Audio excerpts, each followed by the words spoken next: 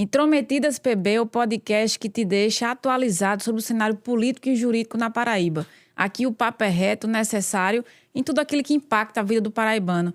E, Caiana, nós temos hoje uma convidada que a gente desejou bastante, não foi? Muito, muito, muito, muito. E deu certo, né? Logo agora no comecinho de janeiro, ela topou. Vou introduzir um pouquinho aqui para a gente entender.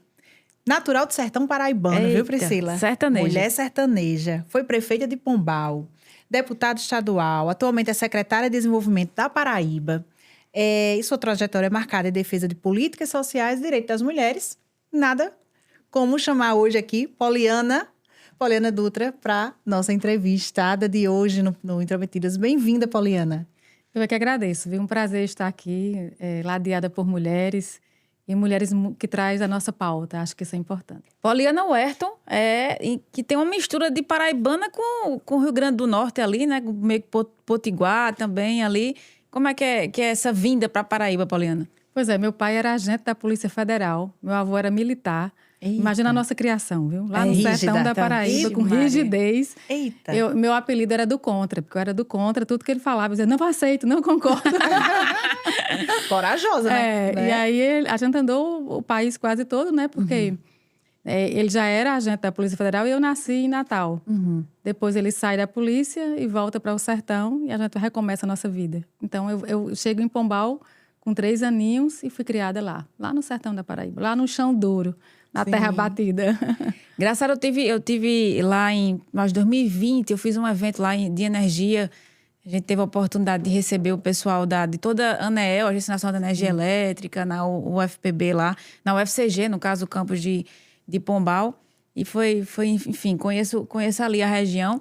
E como é que surgiu, Poliana na política, né? Porque é formada em medicina veterinária, né? E gestão pública. Sim, também. depois se formou, mas acho que gestão já foi pós-política. Foi sim. Eu, como todas as pessoas do sertão, a minha região era uma região muito quente, que tinha muito sol, e que as pessoas eram condenadas a dizer aqui não dá certo. Aqui não dá certo nada, porque não chove. E a água, naquele momento, era um impeditivo. Nessa convivência com a seca, a gente não sabia lidar com isso. E eu sempre fui do contra, né? Eu dizia, dá certo, aqui dá certo, essa região vai dar certo. E Celso Furtado é lá de Pombal, Sim. foi um economista que estudou muito desigualdade social, regional, estudou muito Nordeste, o semiárido, e eu comecei a ser uma seguidora de Celso, né? Comecei a ler as coisas de Celso. Tem até uma lei sua sobre Celso Furtado, não é isso? Sim. O ano que completou 100 anos, se ele tivesse vivo, a gente colocou o ano de Celso na Paraíba. E eu vi que Celso tinha soluções para o Nordeste, para a nossa região, mas eu nada a ver com política. Então, eu fui estudar. Naquela época, não havia ensino superior ligado à saúde, no raio de 100 quilômetros. E o mais perto era Patos, que era veterinária. Não tinha enfermagem, não tinha medicina, não tinha odonto. Que era uma área que eu queria enveredar. Então, eu fui para a veterinária. Era um curso que dialogava com o sertão, com os animais, com a região. E aí enveredei veterinária, depois fui trabalhar na Embrapa de Caicó. A minha especialização foi frango de corte, então eu fui lá para a Embrapa Santa Catarina para trazer para cá, para Paraíba, essa produção animal de frango, que era um animal que dialogava também com a região. Então eu casei, era muito jovem, como as meninas do sertão, e meu esposo entra na política. E eu pesquisadora da Embrapa no Rio Grande do Norte. Eu coordenava um programa lá. Nossa. Que dava acesso à criação de aves e à proteína a famílias de baixa renda, pelo governo do estado. E aí, uma parceria com a Embrapa, eu estava lá coordenando esse projeto. Ofertava uma condição melhor de renda e também de proteína de qualidade a famílias que viviam com baixa renda no Rio Grande do Norte. E aí, nesse casamento, meu esposo inventa de se candidatar a vereador e, de repente, não foi nada de vereador, foi o candidato a prefeito, de última hora. Um candidato que ia ser o irmão dele tinha dupla filiação. Vai tu, não vai tu. Então, ele conseguiu chegar na prefeitura. E você não tinha intimidade nenhuma com a política até então? Eu era da ciência, eu estudava, né? Sim. A introdução de novos animais, de novas proteínas. Mas sempre focalizei no coletivo, né? Eu preciso fazer algo. Nessa época? Não era mãe ainda. Então, ele diz, olha, saia da Embrapa, que eu preciso de você na prefeitura para me ajudar aqui na gestão. Eu disse, puxa vida, eu poderia hoje ser funcionária pública federal, se eu não tivesse saído da Embrapa. Mas saí porque achei que era importante cuidar do coletivo, do meu povo, que eu sempre dizia, dá certo essa região. E na política era um meio também de você fazer algo pelo coletivo. Então, fui ajudar ele, larguei a Embrapa. Fui ajudar.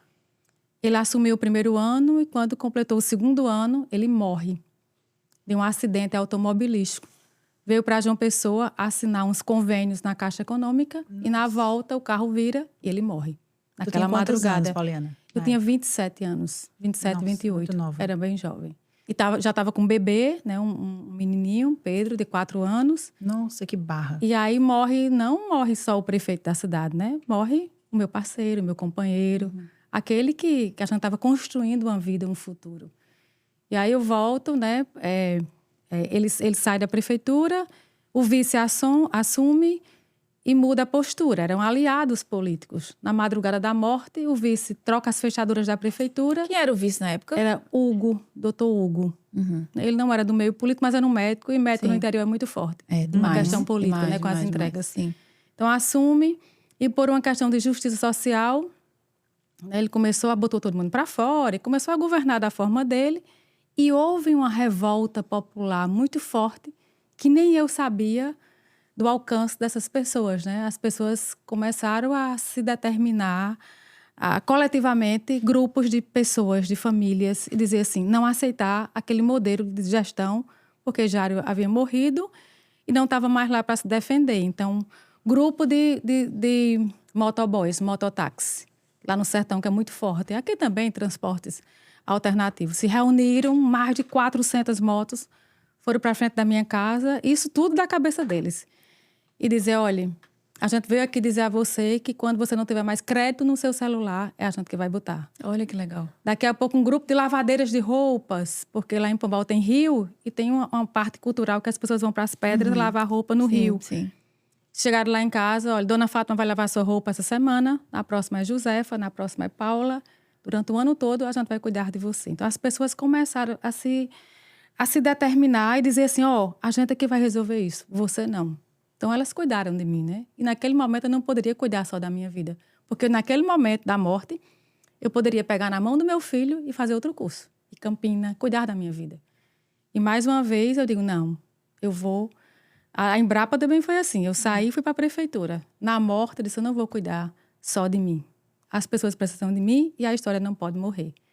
E dessa forma, acho que eu faria, e qualquer mulher paraibana faria isso. Me levanto de um luto, das cinzas, e disse, vamos junto. Eu vou cuidar de vocês. Então, a gente saiu, eu contando minha história às pessoas, e as mulheres, e pessoas muito simples, e movimentos sociais, e sindicatos, e associação comercial. Criou uma rede de solidariedade e justiça social. E ela vai ser a candidata. Então, com 1 ano e meio, eu me candidato e ganho do vice-prefeito, de um deputado, porque era a esposa dele a candidata. Ganho a eleição, e quando ganho, e aí? Eu não era a política o político era Jário, que havia morrido. E foi muito incrível, porque eu lembro que quando eu fui receber a chave da prefeitura, né? Para receber a chave da prefeitura, depois dos comícios, depois dessa caminhada que foi muito difícil para mim. Foi tudo muito difícil. Porque a única pessoa que não era da política era eu. E ter que fazer política, ter que pedir voto. Os comícios da gente eram 10 mil pessoas. Nossa. Entrega o microfone, peça voto. Como se eu estava em luto, né? Em luto. Naquele momento foi tudo muito difícil para mim. Mas, Pauliana, tu não acha que esse movimento, esse acolhimento das pessoas e também essa nova proposta de vida, de entrar na política, não te salvou do teu luto, não? Salvou. E salvou, e ao mesmo tempo, ele traz muita sequela, porque eu não vivi o luto. Sabe o que é você deixar o luto de lado, não viver? Porque tem as fases do luto, né? Sim. Que você aceita a morte. Primeiro você não aceita, depois você aceita, depois você convive. Eu não passei por isso. Porque essa lacuna, que era para ter sido vivida, dizia assim, não, pegue ela não pode chorar. Peraí, traga um monte de gente para cá. Olha, vamos pedir voto. Então, eu não vivi essa fase. Sabe quando foi que eu fui viver? Quando terminou tudo. Quando terminou tudo, eu disse, meu Deus, porque minha cabeça parou e eu fui respirar, isso é eu. Porque até então eu era uma figura política. Eu estava cuidando das pessoas que, tão quanto eu, naquele momento, estavam, né, sofridas. Eu que estava mais. Sim. Porque ele era meu amor, né?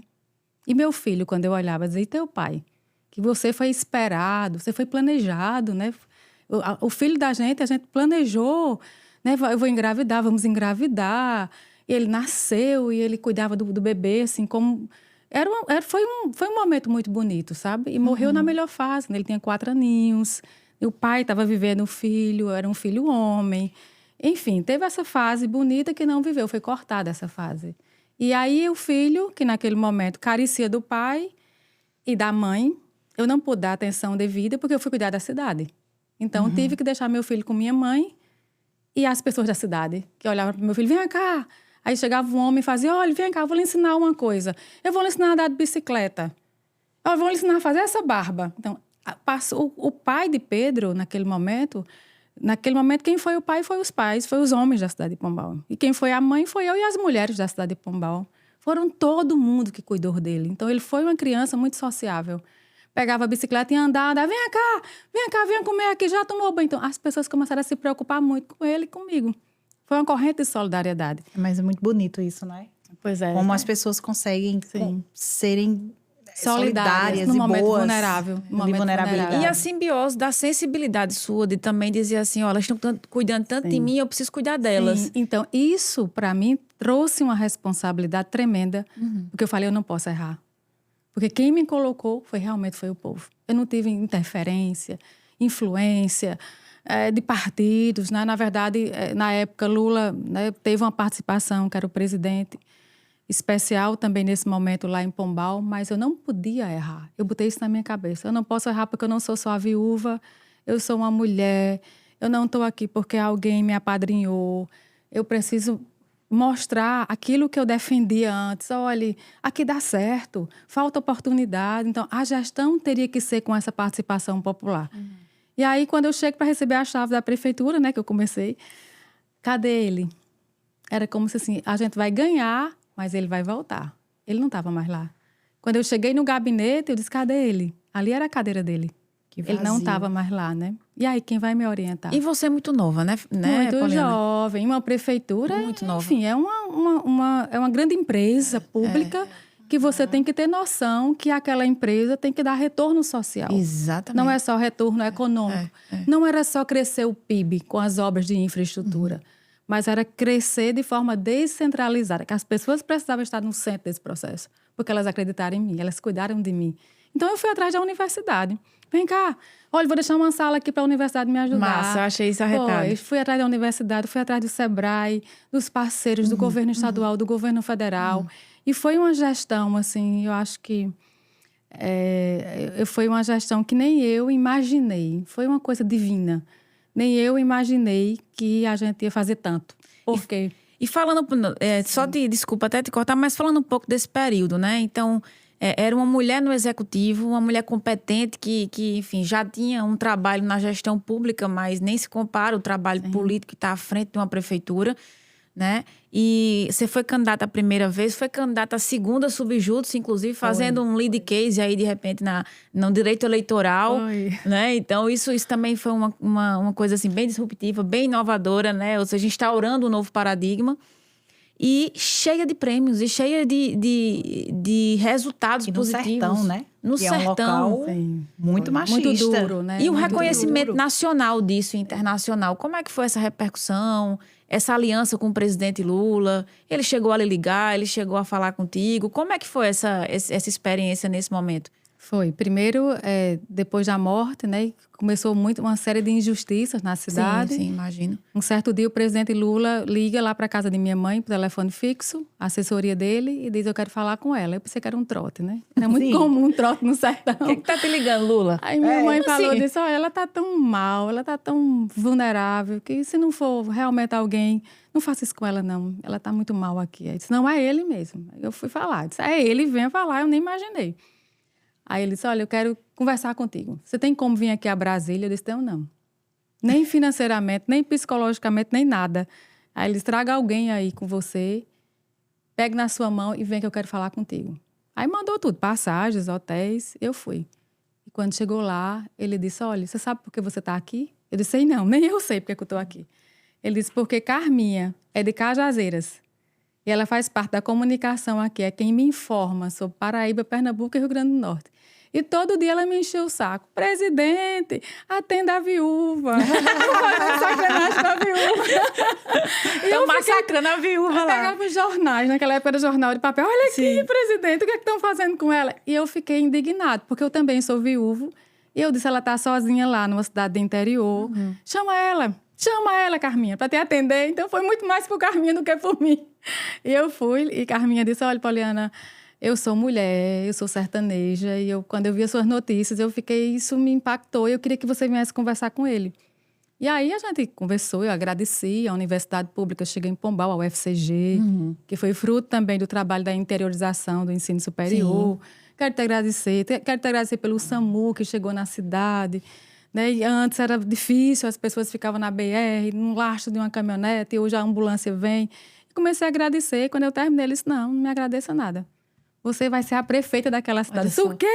Eu comecei a chorar. Não, me tire disso, eu sou pesquisadora.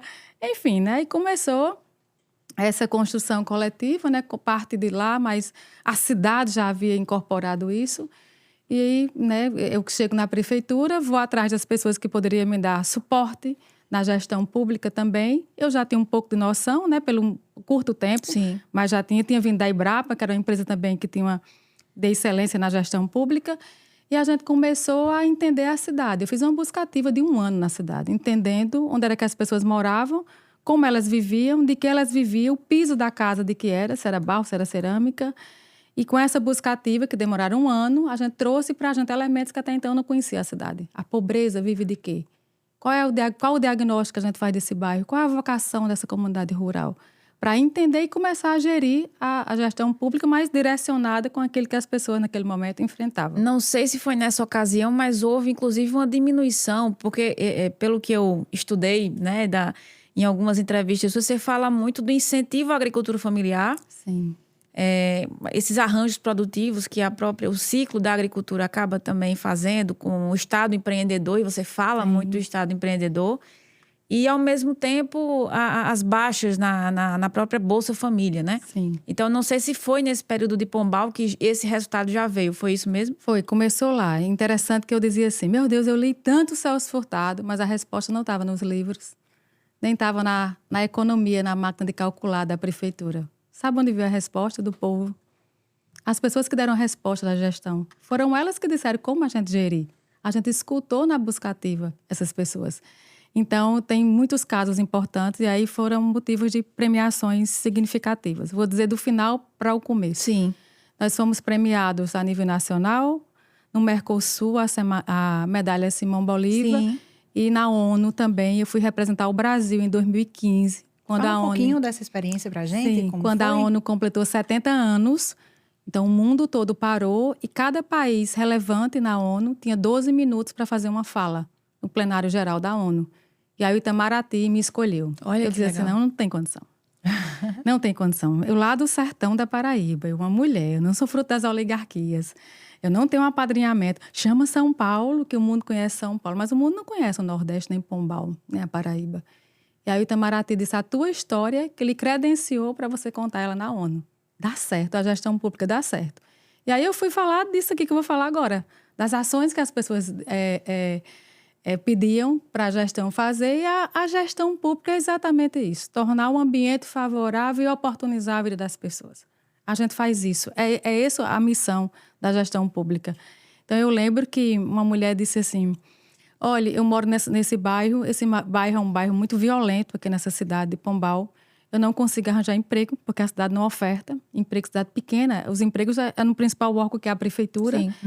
Mas se eu conseguisse arranjar, se ela conseguisse arranjar uma escova de cabelo e um secador, eu poderia trabalhar em casa.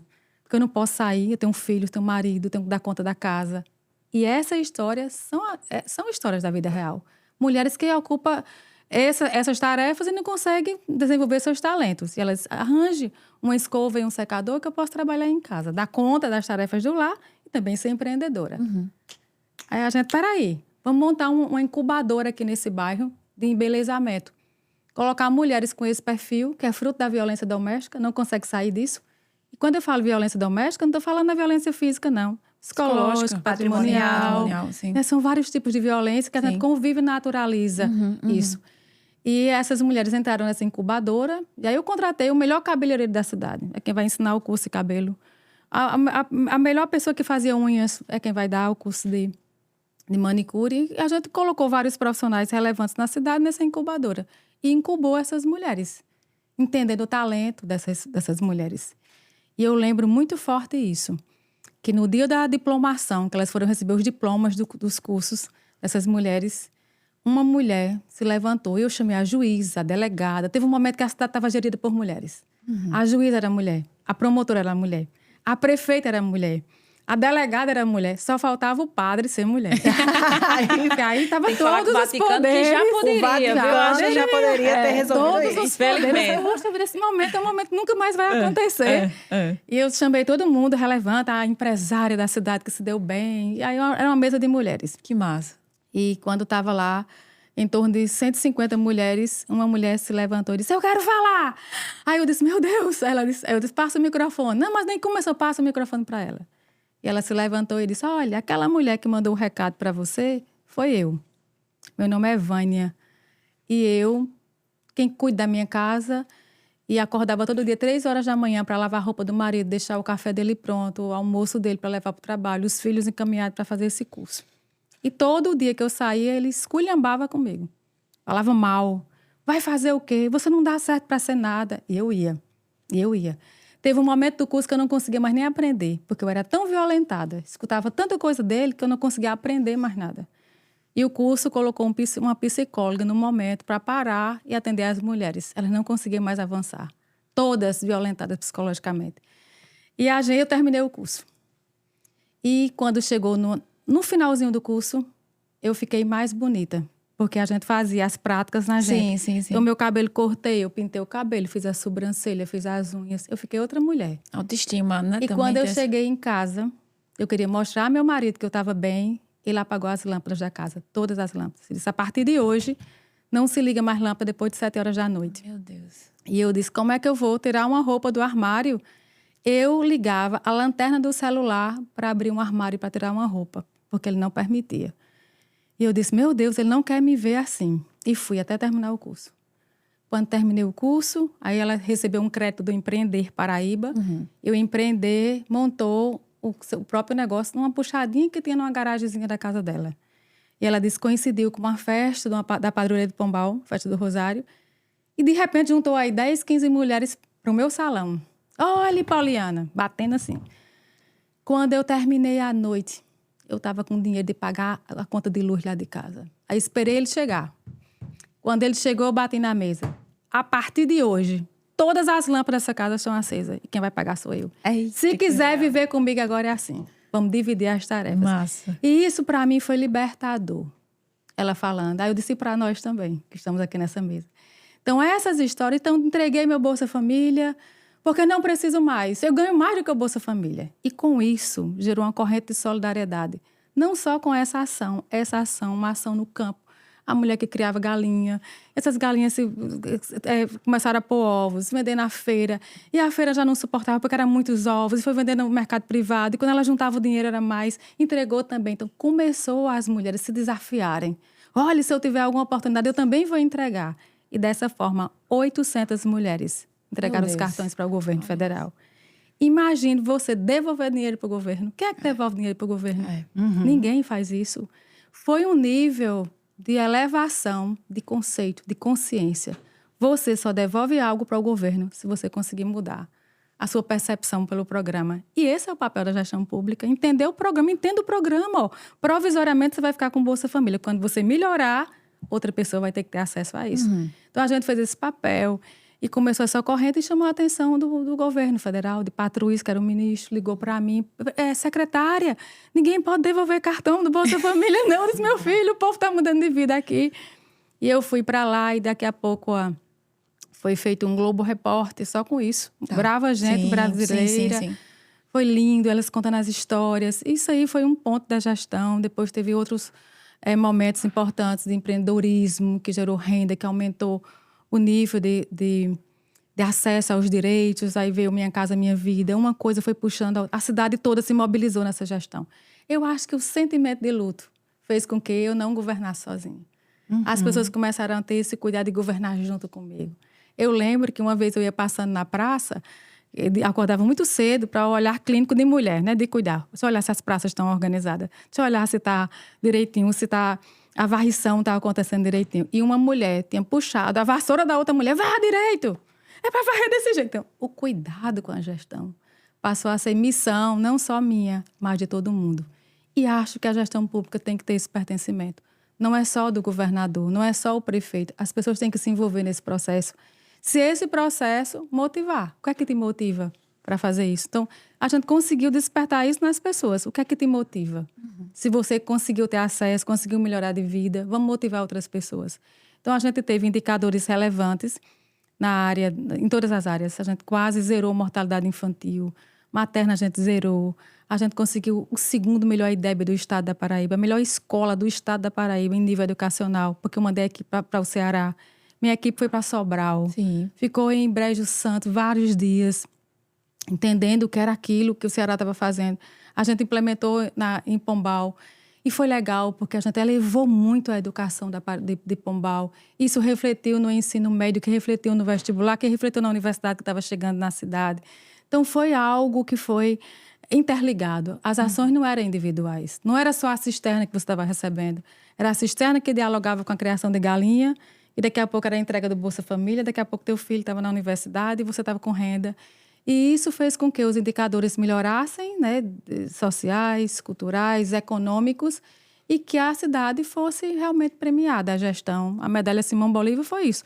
Nós pegamos uma plataforma dos Objetivos de Desenvolvimento do Milênio, que era uma agenda internacional. Sim. Eram 7 objetivos naquele momento, 8 objetivos. A gente pegou essa plataforma, sentou com a equipe e disse, vamos municipalizar. Já está pronta. E aqui vai ser o nosso plano de trabalho. Então, qual era o primeiro objetivo? Acabar com a fome e a miséria. É o primeiro objetivo. Não é só do mundo. É meu, é seu, é da cidade de Pombal. E para acabar com a fome e a miséria, quais são as ações para isso? Você, secretário da Educação, pode fazer o quê?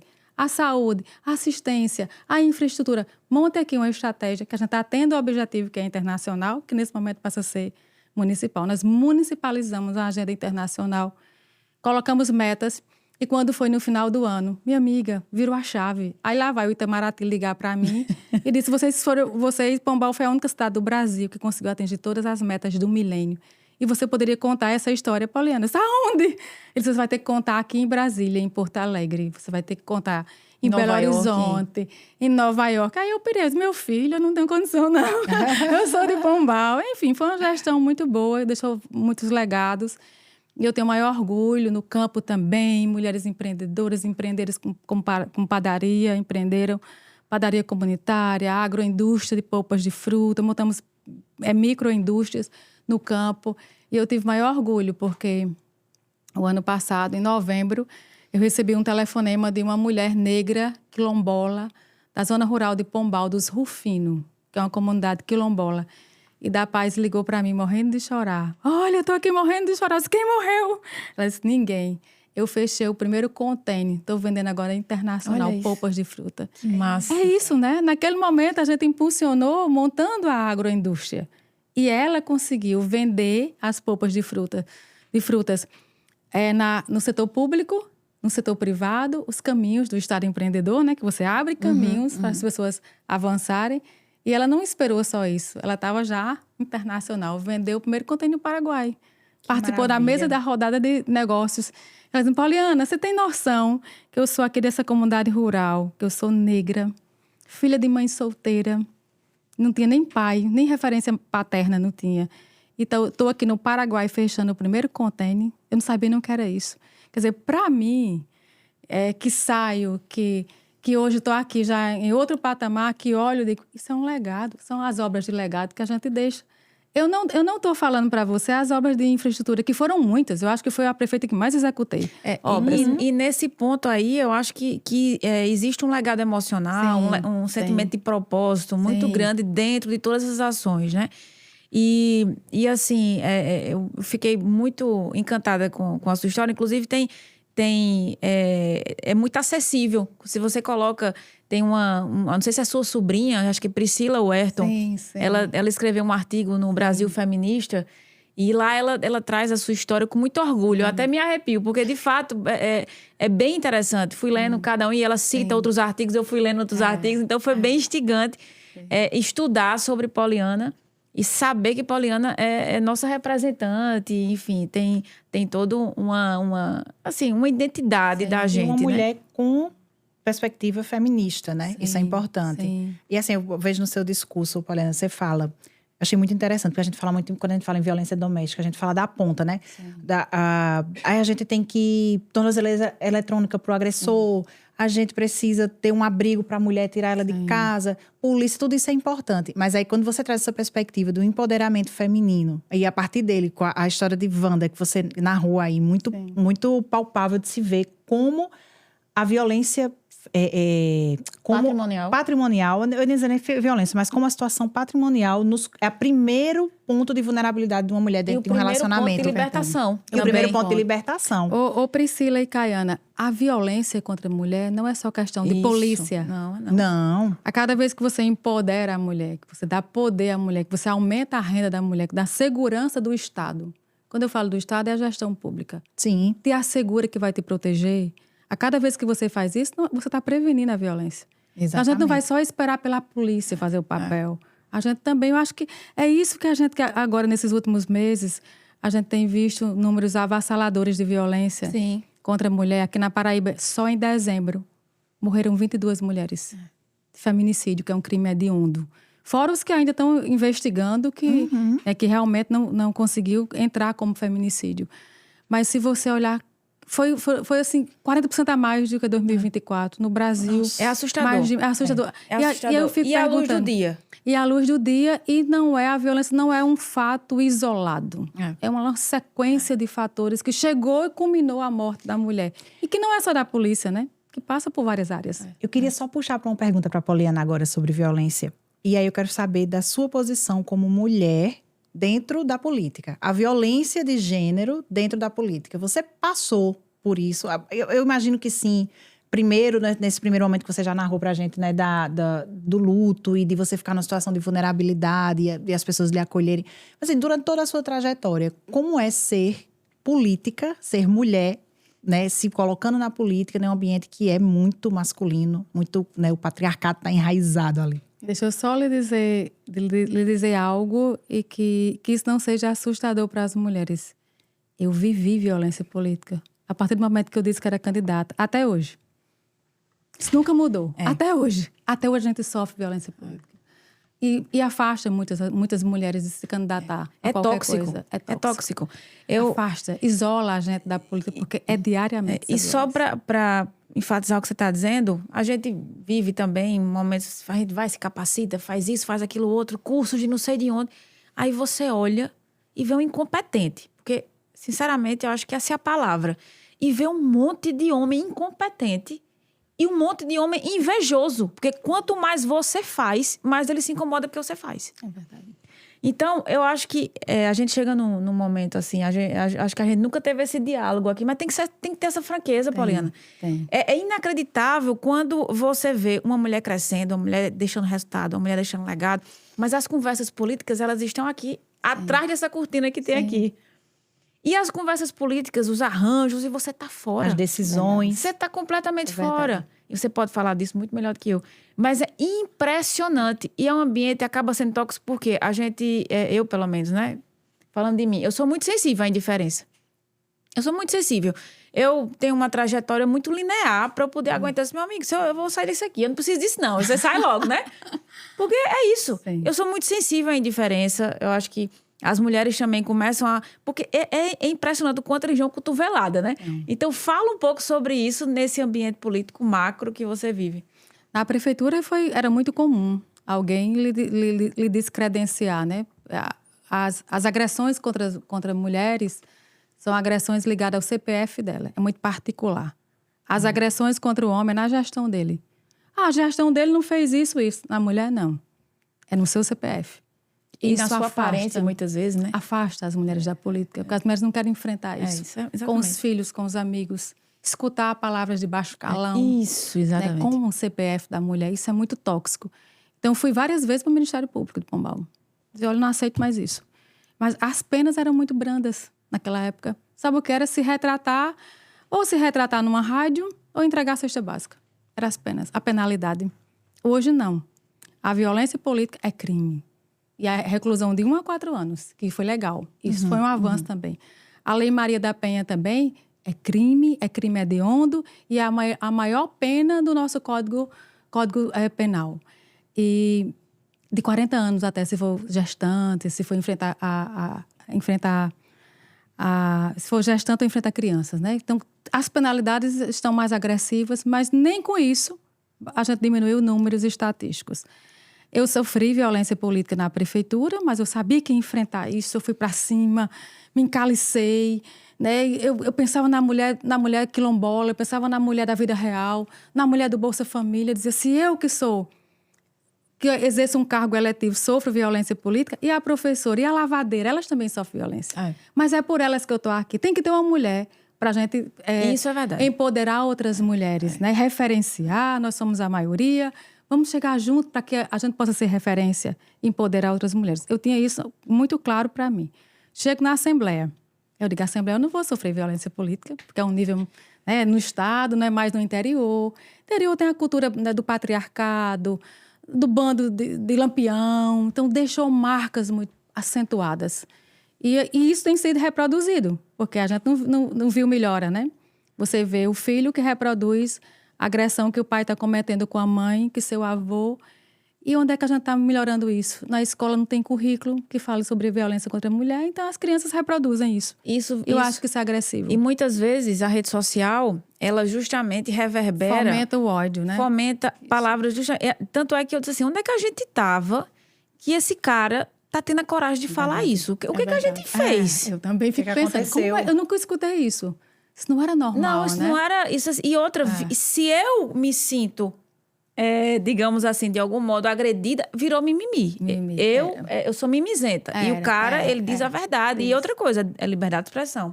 Essa questão da liberdade de expressão é um ponto então, muito interessante. Eu lembro que... Acho que Priscila se refere principalmente a essa onda de Red Pill, né, Priscila? E é assustador. E a quantidade de jovens... E se você for criminalizado por isso, se o judiciário... Que, assim, o judiciário é muito pressionado no momento que a gente está vivendo, né? Então, realmente ele precisa ter uma postura mais ativa. Não necessariamente ativista, mas uma postura muito mais ativa. Então, quando você começa a se, digamos assim, ir contra isso, você começa, não, porque é uma mulher, feminista, não sei o quê. E como se feminista também fosse mal amada. E aí vão atacar o CPF. Histérica, né? Histérica. Na Assembleia, eu lembro demais um fato. Foi muito marcante esse fato. Assim, me marca até hoje. E foi muito forte também. Eu cheguei no primeiro dia da Assembleia, cheguei muito cedo, o povo sertanejo acorda muito cedo, a mulher principalmente.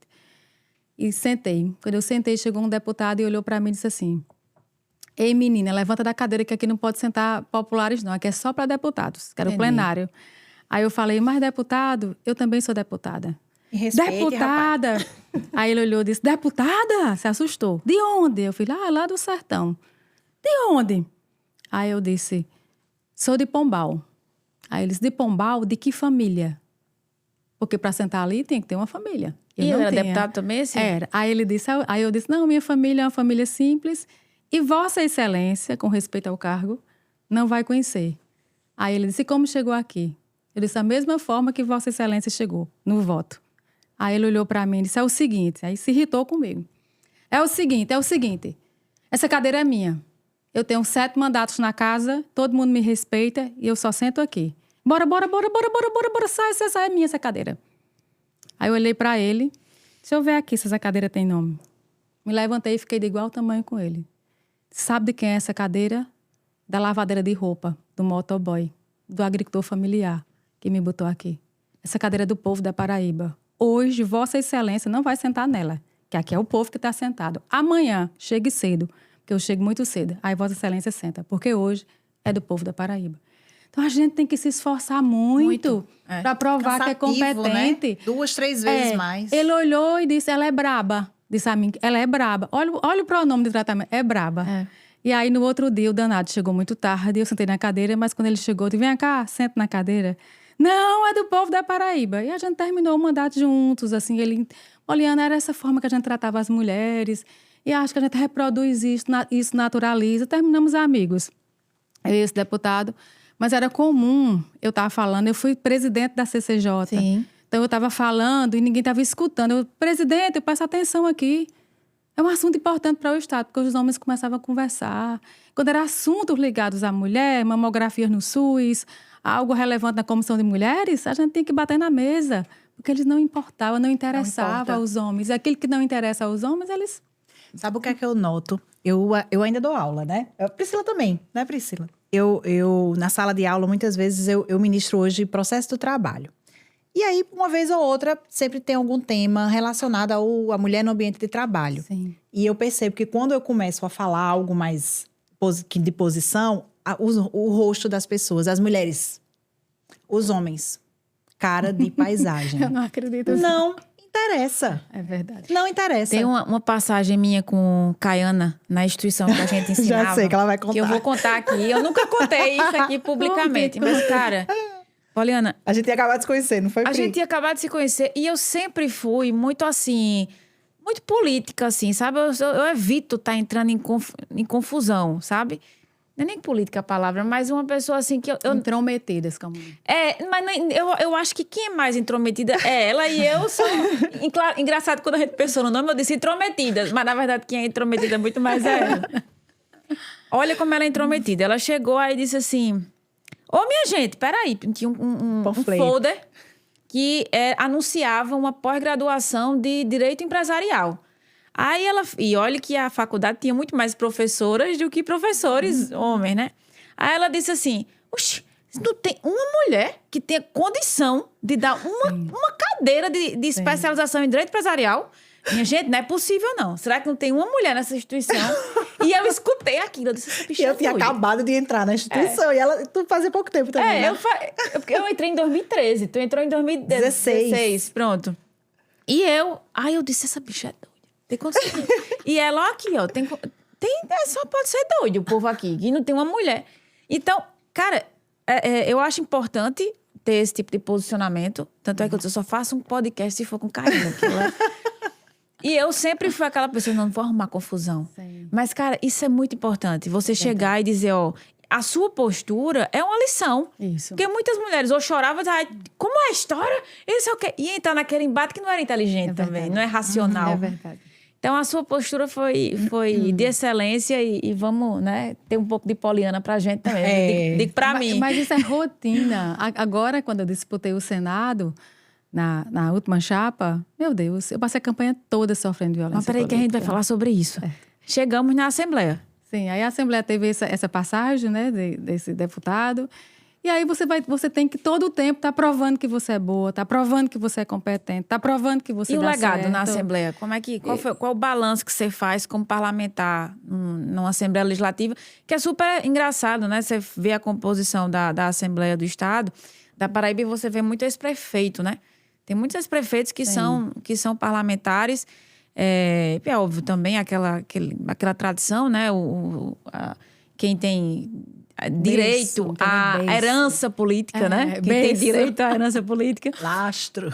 Exato. E como é que foi esse momento Poliana parlamentar? Você sai do executivo, vai para o parlamento e aí você integra uma CCJ, que também você tem uma experiência gigante. Você continua prestigiando a lavadeira, o motoboy. Como é esse legado no parlamento? O parlamento é algo muito pedagógico. A construção das leis, dos requerimentos, dos documentos produzidos no parlamento é pedagógico para a gente. E eu que vinha do executivo, então foi muito legal isso, né? Poder construir isso, as lacunas que o executivo faltava a preencher. Então, eu fiz parte de várias frentes parlamentares, a frente parlamentar do semiárido. Vamos discutir aqui a produção de mel de abelha. O mel de abelha era um item que não fazia parte da agricultura familiar. Então, ele ficava ausente, ele era tributado. Porque como ele não fazia parte da cesta de produtos agrícolas, ele era tributado. Então, vamos discutir isso, vamos introduzir o mel de abelha como item.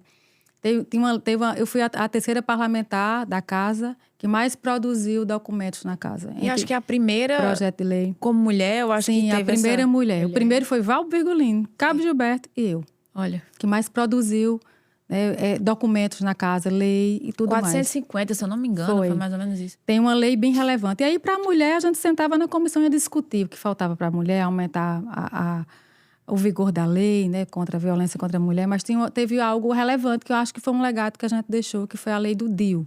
O DIU na Paraíba, a mulher no SUS só poderia colocar o DIU se o marido assinasse, permitisse. E se o marido não permitisse? Ela ia parar de ter filho quando? Né? Se ele não permitia. Então, a gente quebrou isso e fez uma lei, né? Organizou a lei lá, introduzindo capítulo que quem define a reprodução da mulher é a mulher. Ela que vai dizer o tempo de parir, o tempo de reproduzir. Então, isso foi muito legal, porque a gente deixa isso no SUS. Imagina na ponta, né? Uma pessoa da zona rural que quer colocar um DIU, precisava do apoio do homem. Ô, Paulina, me tira uma dúvida. A questão de ligar as trompas, também hoje ainda precisa da autorização do marido? Precisava também. Nesse processo, nessa mesma, não sei se foi de Camila essa, a do DIU foi minha, a autoria, não sei se foi de Camila essa parte. A Paraíba também não tinha um protocolo de violência obstétrica. O que é violência obstétrica? Né? A gente achava, as pessoas acham que a violência obstétrica é a violência que quando a mulher chega escuta, né, agressões. Não, tem condutas também que violam o direito da mulher. Exatamente. E não tinha um regramento, não tinha uma lei estadual para regrar isso. Então, o médico lhe violentava e você não tinha nem... Vai se referenciar em quê? Se não tem. Então, a gente discutiu isso. A gente organizou essas referências. Foi muito importante fazer esse debate na casa, dialogar. O parlamento tem esse poder de dialogar com outras instituições, com segmentos. Então, eu virei a deputada dos arranjos produtivos na Paraíba. São quantos? Arranjo produtivo do abacaxi, vamos organizar a cadeia do abacaxi. Arranjo produtivo do mel de abelha, da caprinocultura, do leite. Vamos organizar essas cadeias produtivas na Paraíba. Já organizou, diagnosticou. Que é forte em quê? Qual é o perfil? Quais são as soluções? O que é que o Poder Executivo pode fazer? Então, foi muito legal fazer esse passeio rico na Paraíba, entendendo que cada região tem sua potência. E poderia também avançar e focalizar políticas públicas e dizer isso para o Executivo, tá pronto o trabalho. Foi muito legal. E a gente criou também algo muito relevante. A gente criou uma comissão, teve que alterar o regimento da casa, de relações internacionais. A Paraíba era o único estado, a única assembleia no Brasil que não tinha algo para discutir a política internacional. Então, a gente foi para a ALEP, a Assembleia Legislativa de Pernambuco, que lá existia, na época, há 16 anos, o Rio Grande do Norte já existia há mais de 10 anos. Entender isso, criou a comissão e começou a se relacionar com o mercado internacional. Com a Apex, que é uma empresa brasileira que se relaciona... Que vende o Brasil no exterior. Que vende o Brasil. O parlamento precisava regular a lei. Um produto da Paraíba, como é que chega em Portugal, como é que chega na Europa. Vamos organizar essa legislação. A gente fez isso. Foi maravilhoso, foi muito pedagógico para mim poder participar desse processo na Assembleia. E depois, quando eu ia renovar esse mandato, essa voz precisava continuar atuando, né, de uma mulher, do povo do sertão que se sentia naquele momento protegido. Aí João Azevedo, o governador e os partidos entenderam. Aguinaldo era o Senado, era candidato ao Senado, desiste de última hora e aí vai você.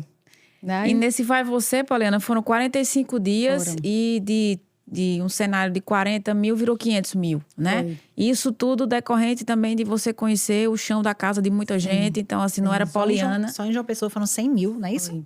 Quase 100 mil votos aqui. E é Muito nesse João ponto... Pessoa foi maravilhoso. E eu vou só fazer jogar uma pimentinha aqui, só pra gente pensar.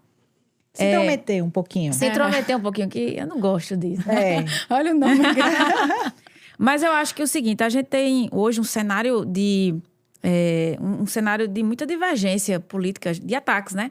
Teve João Azevedo, que disse que modelo de gestão de Campina Grande, de Bruno Cunha Lima, Cabedelo. Daqui a pouco Efraim vai e defende Bruno Cunha Lima e diz assim, gente, mas quem disse que... na verdade, quem não foi aprovado foi você, que perdeu, o seu candidato perdeu, se referindo a Johnny, né? E você com a estrutura toda do Estado. Então, assim, o Paraíba deu seu recado. Se fosse por João Pessoa, você não era governador. Se fosse por Campina Grande, você não era governador. Aí veio o Messinho, esses dias também, acho que foi ontem, e disse que, na verdade, ia provar que Cícero não estava errado, quem estava errado era ele, que a Paraíba não é laboratório de experiência para ninguém. Então, a gente está dentro de um cenário de muita confusão. Lembro, na época, Eu gosto muito de política, viu, Poliana? Eu adoro. Eu adoro. Na minha Quem casa... disse que mulher não gosta de política? Poxa, né? olha, eu não escuto absolutamente... É 24 horas. Quem sabe de mim, eu só falo de política. Eu Caiana, adoro. quando... Só tenho amigos políticos também. O assunto é esse comigo. Tem hora que enche o saco. A hora toda, eu maratono tudo que é política. Então, eu me recordo muito, eu escutei muita entrevista sua, de ser muito grata ao prefeito Cícero pela sua votação expressiva em João Pessoa, né? Como é que é esse cenário de muita fragmentação, né, dentro de um grupo que tinha tudo para ser vitorioso, de repente até com uma vasta, até no primeiro turno, né? Que pode acontecer também, a gente não sabe o que vai acontecer no final das contas, mas a gente tá nesse meio aí com muita confusão. Como é que é, Poliana, tá nesse fogo aí cruzado? Veja, eu estudo muito. Todo dia eu estudo. Todo dia eu estudo temas atuais. Eu boto o pessoal que trabalha comigo para estudar também. Às vezes a gente contrata professor para estudar sobre um tema que a gente não tem conhecimento, porque a máquina pública engole. Temos duas Chega aqui, e sai. viu? Quiser contratar. Pois é, elas já estão contratadas. E a gente estuda. E o que é que eu sinto falta aqui na Paraíba? E acho que isso responde a todo esse histórico que você colocou aqui. A gente não tem projeto para discutir política na Paraíba. A gente não discute projeto. João Pessoa, que é uma capital maravilhosa, que é destino do Brasil e até internacional, o povo quer conhecer João Pessoa, a gente não discute mobilidade. A gente não discute qual é o melhor candidato para resolver o trânsito de João Pessoa. Vamos discutir o metrô, vamos discutir a praia de João Pessoa, que precisa ser protegida, vamos discutir a altura dos prédios, vamos discutir a habitação. É a capital mais desigual do Brasil. O que é que justifica a cidade que atrai mais turista, que ganha 100 mil habitantes? Você sabe de onde vivem essas pessoas? Lá da periferia. Ah, sim. Também. Sim, o sul vieram para a orla. Sim, lógico. Mas na periferia, encheu. E esses 100 mil habitantes, não só foi quem teve o dinheiro que comprou, não. A periferia veio, porque é uma cidade atrativa, João Pessoa. E essa economia não pode ser boa só para quem vem de fora. Tem que ser boa para quem mora na periferia, para quem mora na Nova Mangabeira, Colinas do Sul, Gramame. Essa economia tem que chegar junto em todo mundo, que não está chegando. João Pessoa não é esse universo da Praia de Cabo Branco, e nem do bairro Altiplano. João Pessoa compreende muito mais além. O centro histórico de João Pessoa, vamos discutir o centro histórico, que começou a cidade por lá, todas as cidades que cresceram, todas as cidades que conseguiram avançar na distribuição econômica, cuidaram do patrimônio histórico da cidade. Olha, você andar por João Pessoa, na história de João Pessoa, lá no Rio Sanhauá, dar um passeio no centro, você diz, dá tristeza, porque começou a história ali e hoje a gente não vê discussão de projeto. Então, eu acho que o que responde a tudo isso é a falta de conteúdo político, de discutir projetos importantes para o Estado e para a capital paraibana. O que é que a gente discute? A gente discute partidos, quem é que vai ser, quem é que fulano vai indicar e para onde ele vai. Nada que você falou aí cresceu a cidade. Mas deixa eu lhe dizer uma coisa. Eu tive a oportunidade de fazer parte de uma campanha política, assim, ativamente, né? No resto do chão mesmo. Fui-me embora fazer campanha política. Porque eu sempre era a pessoa que gostava de política, mas eu estava ali, não ficava dentro desse moído de campanha. E aí, o que é que eu acho hoje? E aí, eu tenho mestrado em ciência política, doutorado também em ciência política. Já está contratada para dar aula, não, gente.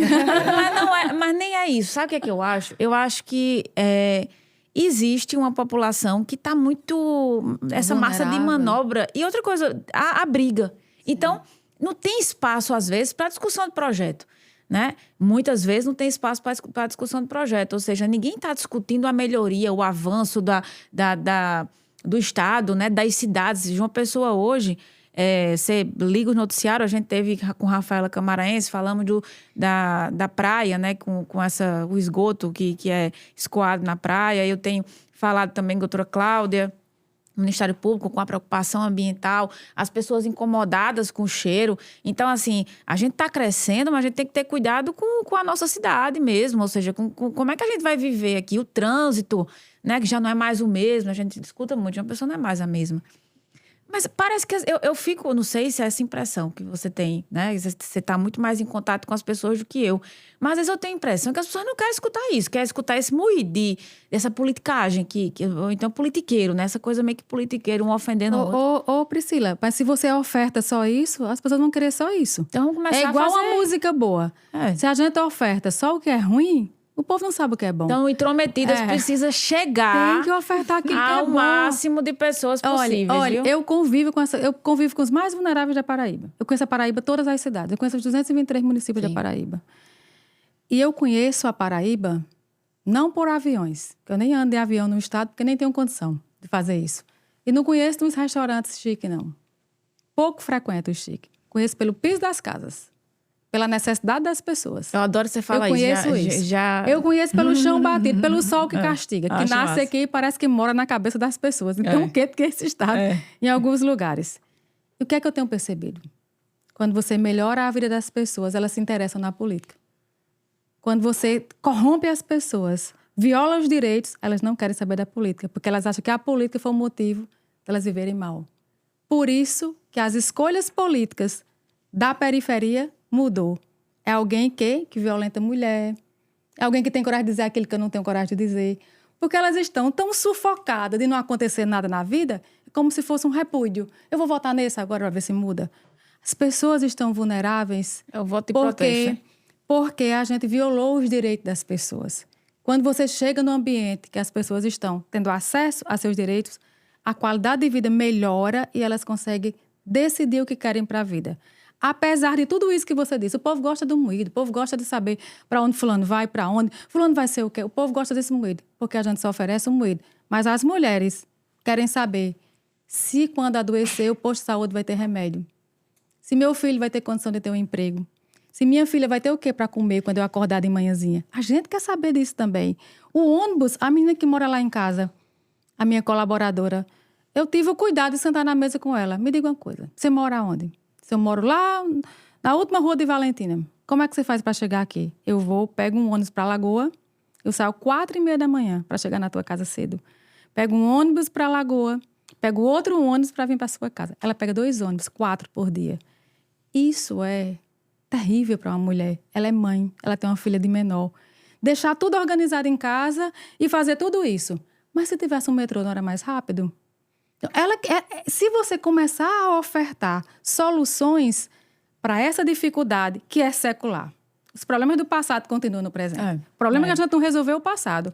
Então, as pessoas querem discutir isso. O problema é que a gente não oferece. Você não escuta ninguém discutir. Ação nenhuma. Então, a política para as pessoas daqui é algo que não deu certo. E se falar em metrô, vai dizer, o metrô de Avenzoar, o metrô de... Agora, ninguém sabe. A ponte do futuro tá saindo, né? Pois é, a ponte tá saindo. Eu ia até perguntar sobre essa questão do metrô. É factível, é possível mesmo? A gente Tem que ter, já era para ter, né? Eu fui em Portugal agora, cidades menores do que Campina Grande tem metrô. Esses dias uma mulher fez uma pergunta a mim, eu achei muito legal. Acho que responde e dá um ponto final aqui. Eu cheguei numa comunidade aqui em João Pessoa, que lá eles trabalham com violência contra a mulher e trabalham também pessoas vulneráveis, cursos de qualificação, ações sociais. E eu fui visitar. Eu quero ir visitar. Para tudo, vamos para lá. Levei a equipe todinha, a gente foi para lá. E eu comecei a falar. Vamos discutir aqui.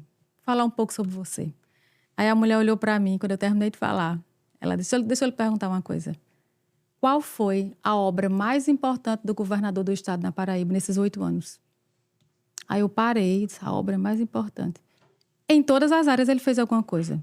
Na saúde ele fez hospitais relevantes, da mulher entregou agora aqui em João Pessoa. Na educação, escolas foram construídas, escolas técnicas. Asfaltou a Paraíba toda. Foram obras relevantes, está fazendo a ponte do futuro. Mas sabe qual é a obra mais importante? Depende do olhar. O meu olhar, que é um olhar social, a obra mais importante é aquela que vai mudar a sua vida. Aí eu devolvi a pergunta para ela. E o que é que vai mudar essa sua vida? Sabe o que ela me disse? A minha vida vai mudar quando eu receber esse cartãozinho que você vai doar. Que é um crédito que vai dar lanche à minha filha todo dia. Que acordava com fome e ia para a escola esperando a merenda chegar. De 9 horas da manhã. A obra mais importante para as pessoas depende do olhar. Pode ser que seja esse cartão. Pode ser que seja uma qualificação profissional. Pode ser que seja a carteira de habilitação do programa que a gente doa 5 mil. Que você vai ter uma profissão. Depende do olhar. Talvez para o Iraúna, essa Ponte do Futuro não seja a obra mais importante. É verdade. Seja um arranjo produtivo lá do Mel, que as pessoas estão vendendo. Para dar paz, é que eu falei aqui das polpas. Essa ponte não vai ser a obra mais importante para ela. Depende do olhar. E as obras são importantes e relevantes quando mexem com você. Aí são importantes. Poliana, eu sei que nesse momento você está escutando, vai ser candidata a deputada, vai ser vice-governadora, vai ser candidata a Senado, vai ser... Olha, onde botar... Mas qual o desejo de Poliana? O que está dentro do coração, assim? Porque eu sei que é conjuntura, eu sei que é grupo. Eu vou me intrometer nesse ponto para dizer assim, certo, mas se eu não fosse para compor, se não fosse para isso, eu queria ser candidata a vice ou candidata a deputada. Onde é que existe o desejo, existe a vontade? Eu sei que a política é muito além do desejo, enfim. Mas existe um sentimento assim, cara, eu queria ser vice-governadora, ou então... Deixa no Parlamento Federal. Por que não governadora? Eu acho que se você perguntasse isso, se eu fosse dizer do coração, sabe o que eu queria dizer? Eu quero descansar. Ele fugiu bem, viu, da 20 pega? anos. 20 anos que peguei minha vida todinha e fui cuidar das pessoas. Porque eu achei que era importante não ser qualquer voz, mas uma voz que conhecesse as pessoas, conhecesse os problemas das pessoas. Nós lutamos a vida inteira, sofremos violência doméstica, sofremos. Eu tive que mudar a minha vida pessoal. Poliana, mas não é hora de descansar. Deixa eu dizer.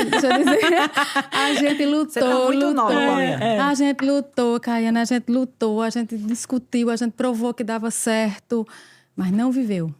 Mas teremos, Poliana... Nossas mulheres estão adoecendo. Precisa viver a partir de agora. Mas teremos Poliana no pleito, né? Então, acho que... claro, eu acho que se dependesse de mim eu ia descansar, mas não depende, né? Eu olho para trás e vejo uma história toda bonita, construída no chão duro, construída na vida real, construída com muito apelo popular. Eu sou fruto do apoio popular. Mas se fosse para escolher... Justiça social. Meu nome é um nome... Eu sou uma mulher de partido, sou uma mulher... Faço parte do time político de uma conjuntura. Está no diretório do PSB ainda? Sou secretária de Mulheres do PSB, estou no Diretório Nacional do PSB. Tenho discutido esse modelo de gestão de João no estado da Paraíba. A gente tem dialogado sobre as obras importantes que ele deixa aí no estado. Acho que o paraibano, se perguntasse, quer mudar, ele dizia, não, a gente quer que continue esse modelo. Tem dado certo na Paraíba. Acho que a gente tem uma tarefa a fazer, que é a tarefa social, cuidar das pessoas a partir de agora. As obras de infraestrutura estão aí postas. Agora a gente precisa cuidar da qualidade de vida. Deixar as pessoas vivendo dignamente aqui nesse estado. É uma missão agora posterior, depois de João. E meu nome está aí. Nesse momento está na nominata para deputada federal. A gente está esperando a composição. Quem é mais? Porque precisa de uma grande quantidade de votos para fazer Está discutindo isso. Eu não sou uma mulher para preencher cotas. Para dizer, ela está aí porque tem que ter 30%. Eu disputo. A gente traz pautas da vida real. Acho que o Congresso não tem nenhuma mulher paraibana. A gente perde com isso. É um absurdo isso. A gente perde esse debate. Muito. As mulheres, elas confiam nas mulheres, mas a gente não tem referência no Estado de mulheres. Eu tenho dito isso às mulheres que chegam lá na secretaria. Qual a referência que a gente tem de uma mulher para que uma pessoa lá em Cochichola, uma mulher, diga você me candidatar a vereadora? A gente precisa contar para as mulheres o que é que a gente faz na política, o que é que pode mudar a vida delas. Quando a gente está nesse ter lugar de espaço, fala para poder lutar ter por lugar algo. de fala. Se bloqueia esse espaço, piora mais ainda para E, Poliana, assim, eu vou muito a Brasília desde muito tempo, assim. Tenho uma vivência em Brasília, tenho um escritório em Brasília há muitos anos. Eu amo Brasília. Sei lá, eu acho que faz 15 anos que eu vou para Brasília, desde que eu cheguei Inclusive, eu fui assessora de senador em Brasília também. Então, eu tenho uma história com Brasília, minha família também, meus irmãos. E me incomoda. Eu chego ali eu acho que isso tem... Quando eu vejo assim, cara, a Paraíba... Mulheres tão massa e a gente tem um déficit, assim, um default incrível. Porque eu acho que só tiveram 2 deputadas, 3 no máximo. Né? Então... Tem Daniela, senadora, né? Mas que já não vai mais repetir o pleito. Nilda também, né? Nilda. Foi, mas não numa conjuntura também de... Teve Edna Henrique como deputada federal. Lúcia Braga, se eu não me engano. Lúcia Braga. Eu acho muito legal. Às vezes Mas eu vou são tão poucos nomes que a gente, né? Não conhece as histórias, né? Não sai, né? E não passa das modas. E é uma alternância mínima ali na deputada. É um negócio petrificado. A questão do nosso parlamento federal. O que é que estimula a mulher a se candidatar? A gente não tem referências, né, femininas. E como é que a gente muda a política, equilibra esse jogo? Aí a gente diz, a gente é maioria. Sim, mas na política é minoria. Onde Não resolve, a gente não representa, tem ninguém. Nos locais de poder. Exatamente. Nos locais de poder, o A gente espaço precisa Poliana, de eu mulheres lá. falaria aqui contigo, mas para a gente ir para o fim, a gente tem aí secretária Poliana, secretária de Desenvolvimento Humano, dentro de um cenário com 38, se eu não me engano, políticas públicas relevantíssimas, dentro de um ciclo que você vai desde o nascituro até o idoso, né? Sim. Dentro dessas políticas, o que é que a gente destaca aí? Tem o Tá na Mesa, tem o Restaurante Popular, né? Entre outros, tem uma ação que você fez com o idoso, que eu estava até dando uma olhada. O que é que a gente tem de destaque aí? O que é que a gente pode... Nós estamos na Secretaria de Desenvolvimento Humano, que seria a Secretaria de Assistência Social. Então, tem uns programas sociais da Secretaria, mas a gente tem colocado um olhar de empreendedorismo no Estado, de quebra de ciclo de pobreza, e para isso as políticas elas casam com esse ambiente favorável para a quebra de ciclo. As pessoas por si só não conseguem quebrar ciclos de pobreza. O poder público chega junto para pegar na mão e ajudar as pessoas a abrir seu próprio caminho. Nós estudamos a Secretaria. Eu visitei no Brasil os melhores exemplos de ações exitosas que conseguiu mudar as pessoas, tirar de um patamar vulnerável e transformar as pessoas, dar autonomia a elas. Eu fui no Ceará, eu fui no Chile, que é o melhor exemplo da América Latina de mudança de mobilidade. A gente foi em estados como Minas, que tem umas experiências legais, o Paraná também tem umas experiências legais. A gente montou um projeto aqui chamado Virada de Chave. Vira essa chave aí no estado. A gente diagnosticou as cidades mais pobres do estado, que mais dependiam dos programas sociais. Cidades que 90% do povo depende do Bolsa Família, que há 6 anos nunca não gerou mais nenhuma carteira de trabalho. E isso causa uma dependência e uma pressão na gestão pública gigante, porque as pessoas passam a depender daquilo, né? Daquela transferência de renda, baixa renda per capita, tendencia à pobreza, à perpetuação de ciclo de pobreza.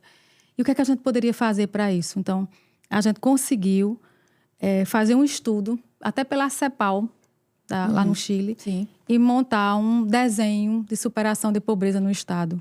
Contratamos uma professora na Universidade Federal da Paraíba, Marinalva Conserva, que estuda pobreza há anos. Uma de São Paulo também para entrar nesse processo. E pegamos nossa equipe, é com vocês que a gente vai tocar. E a gente começou esse trabalho agora, o ano passado. A gente fez o diagnóstico e fez alternativas viáveis para quebrar ciclos de pobreza com essas cidades, ajudando a gestão públicas municipais, o ano passado. Esse ano, a gente está fazendo um processo de qualificação profissional, mas não é só isso que acaba a pobreza, é uma série de fatores. E a gente entendeu que os arranjos produtivos da Paraíba, que já existe, poderia começar a partir deles também a impulsionar esse desenvolvimento. Então, a gente lançou um edital com recursos públicos para associação e cooperativas, para as pessoas, a partir do acesso a esse recurso, elas conseguissem avançar naquilo que já faziam. E arranjo produtivo de todos os temas, né? Eu participei muito, eu fui da Câmara de Produção Mineral do Estado. Sim, então... E aí atuei um pouco sobre nessa parte dos APLs. Então, os APLs aqui, um APL do arroz vermelho, que é lá no final do estado. E essa do arroz vermelho é arretada. É arretada. Então, eles produziam arroz, não conseguiam vender porque estava na casca. A gente chegou lá junto, botou as máquinas para descascar o arroz, empacotar o arroz e garantir o comércio. Abrir mercado. O Estado já é um mercado. Gerar a saúde fiscal, é um né, mercado, a educação é um mercado, sim, a assistência é um mercado, os presídios são um mercado. Sim. O público consegue comprar e o privado, porque está organizado, abre mercados e a gente aloca recursos e assume riscos. O público ele tem esse papel. E assumindo o risco, te dá segurança a você a se desafiar. A gente fez isso com arroz vermelho, a gente fez isso com leite de cabra. Hoje, a Paraíba, no Cariri, foi a região que mais aumentou renda per capita. Conseguiram virar a chave, conseguiram melhorar todos os indicadores sociais. O Gini lá está quase perto de zero. O desemprego era uma região condenada a não dar certo e melhorou o perfil social das pessoas. Então, a gente lançou esse edital que foi relevante. É muito legal. Acho que dá um podcast só sobre isso. As nossas casas de cidadania, são 54 no estado. A gente conseguiu colocar vários serviços importantes no estado, ofertar o estado digital nas casas. 1,5 milhão de paraibanos nos visitaram. E teve uns programas bem relevantes, que é a Paraíba, que é a Família Acolhedora, que é a referência para o Brasil. O melhor programa social do Brasil, ganhamos um prêmio agora, que é a orfandade. Quando o pai morre ou é preso, que a família perde a tutela do bebê, da criança e adolescente. Vai para onde? Ia para um orfanato. E lá se juntava abrigo, né? Um abrigo. E lá, nesse abrigamento, se juntava com mais 20 crianças. Isso veio da própria Covid, né? Foi. Daquele tempo da Covid. A gente tirou desses orfanatos, lançou um edital, credenciou famílias. Olha que legal. Cuidou das famílias e essas crianças estão indo para lares. E aí essas famílias recebem uma verba recebem um para salário. acolher A essas... política do cuidado ela tem que ser paga. Nos Estados Unidos já é paga, em outros países da Europa. A gente é que tem que quebrar isso. Você vai cuidar de um bebê que vai para seu lar, você tem que dar condições a ele. O governo paga aqui na Paraíba. Sim. Então, a gente tem 49 crianças acolhidas em 49 famílias, tem 70 famílias aptas a receber também. E as equipes vão cuidando dessas famílias. Muda a vida do bebê, porque tem uma referência materna-paterna, e da família que recebe, que ama, e diz, olha, minha vida mudou. Porque a gente chegou esse bebê aqui, chegou essa criança, adolescente, enfim. Esse programa é referência no país. Ganhou todos os prêmios. CNJ agora foi o melhor prêmio do país, ganhou. A gente tem um modelo legal de Cidade Madura, que é aquele condomínio todo para idoso, né? Que é bem legal. Tem tudo lá para o idoso. Um condomínio. Ele fica, onde é que fica esse a gente tem 11 condomínios. Tem aqui em João Pessoa, tem em Mamanguape, tem um em Catolé que vai ser colocado, em Campina. Um condomínio modelo francês, que o idoso está lá com vários idosos que moram e tem tudo. Tem horta, tem jogos, tem terapias. Então, é um condomínio só para idosos. Gratuito. Esse idoso, ele pode são 40 se cadastrar ele financiado pelo governo. Pelo governo, que é um modelo legal, que tem sido referência para o Estado também. É esse modelo Cidade Madura, esse projeto. E tem o maior programa do século, né, da Paraíba, que é o de Segurança Alimentar e Nutricional. A gente tem 60% do Estado da Paraíba que recebe até um salário mínimo. Se você pegar 4 milhões de habitantes, 60% recebe até um salário mínimo.